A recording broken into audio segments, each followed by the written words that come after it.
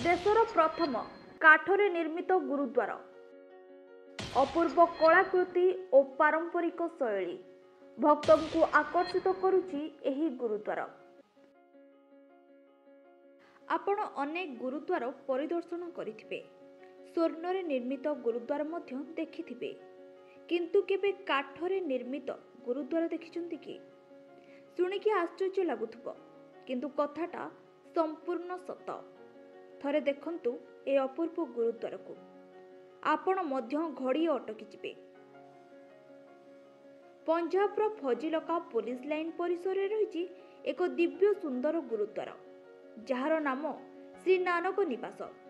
जे केही याकू देखुची से घड़ी अटकी रहुची, कारण एही गुरुद्वार बाली किंबा सिमेंट नुहे, संपूर्ण काठरे निर्मित।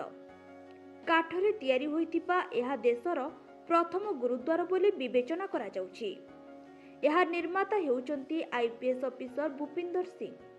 विदेशरू आमदानी होइतिबा देवधर काठरे गुरुद्वारटी तैयारी होइछि। वर्ष 2023 रे एसएसपी भूपिंदर सिंह फौजी लकारे नियुक्ति पाइथिले। तांको परिवार लोक रहिबा पूर्वरु प्रार्थना पई गुरुद्वार खोजिथिले, किंतु पाखापाखी कौनसी गुरुद्वार मिली नथिला। एथिपाई परिवार लोके भूपिंदर को किछि करिबाकू अनुरोध करथिले। तांको कथा सुनी भूपिंदर सिंह एक भिन्न शैली रे गुरुद्वार तैयारी करिबार संकल्प नैथिले। 3 मास मध्यरे एही गुरुद्वार निर्माण संपूर्ण होई श्रद्धालुंक पई द्वार खोला होई जाइतिला। परवर्ती समय रे एहा भक्तंक पई एक बड़ आकर्षणर केंद्र पालटि जाइछि। संपूर्ण गुरुद्वार देवधर काठरे निर्माण करा जाइछि। एही काठ फिनलैंड देशरू आमदानी करा जाइतिला।